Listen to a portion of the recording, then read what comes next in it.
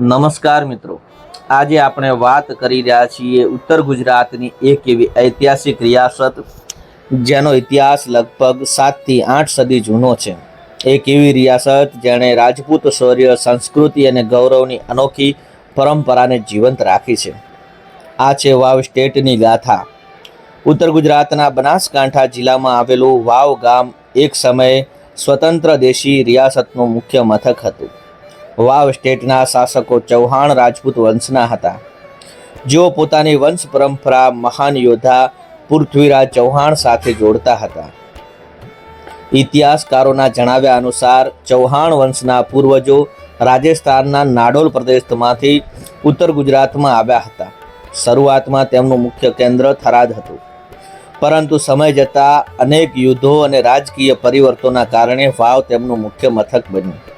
કહેવાય છે કે રાણા મહિપાલે અહીં એક વિશાળ વાવનું નિર્માણ કરાવ્યું હતું અને તે વાવના કારણે આ સ્થળનું નામ વાવ પડ્યું હતું।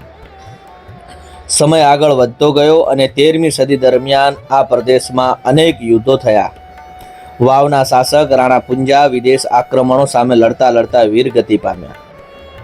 તેમના પુત્ર રાણા વજાએ ફરીથી રાજ્યની મજબૂત બનાવવાનો પ્રયાસ કર્યો। ત્યારબાદ વાવને પોતાની રાજધાની બનાવી। વાવ રાજધાની બનતા અહીં દરબારગઢનું નિર્માણ કરવામાં આવ્યું।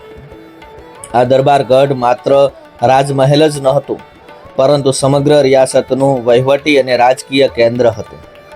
અહીંથી રાજ્યના નિર્માણો લેવાતા હતા, ન્યાય આપવામાં આવતો હતો અને પ્રજાની સમસ્યાઓનું નિરાકરણ કરવામાં આવતું હતું। દરબારગઢની દિવાલો આજે પણ એક ગૌરવશાળી ઇતિહાસની સાક્ષી બનીને ઊભી છે। સમય જતાં મુગલ કાળ આવ્યો, પછી મરાઠાઓનો પ્રભાવ વધ્યો અને ત્યારબાદ અંગ્રેજો ભારત આવ્યા, છતાં વાવ સ્ટેટ પોતાની અલગ ઓળખ જાળવી અને રાખી હતી। ઈસવીસન 1819માં વાવના રાણા સાહેબ બ્રિટિશ સરકાર સાથે સંધિ કરી। ત્યારબાદ વાવ સ્ટેટ બ્રિટિશ સંરક્ષણ હેઠળ દેશી રિયાસત બની। તે સમય દરમિયાન વાવ સ્ટેટ પાલનપુર એજન્સીનો ભાગ હતી। વાવ સ્ટેટ વિસ્તારની દ્રષ્ટિએ ભલે મોટી રિયાસત ન હતી, પરંતુ રાજપૂત ગૌરવ, શૌર્ય અને સ્વાભિમાન માટે તેનું વિશેષ સ્થાન હતું।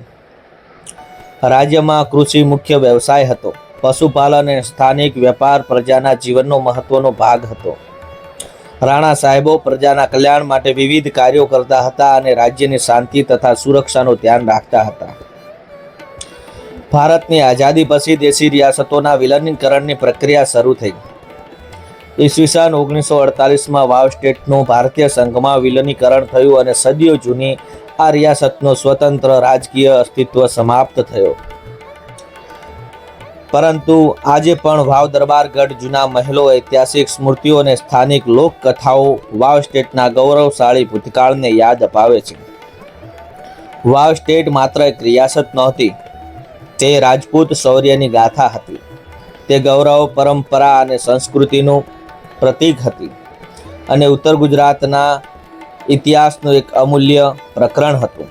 મિત્રો, જો તમને આ વાવ સ્ટેટનો ઇતિહાસ ગમ્યો હોય તો આવા જ વારસાની વાતો જાણવા માટે આજે અમારી સાથે જોડાયેલા રહો। જય માતાજી।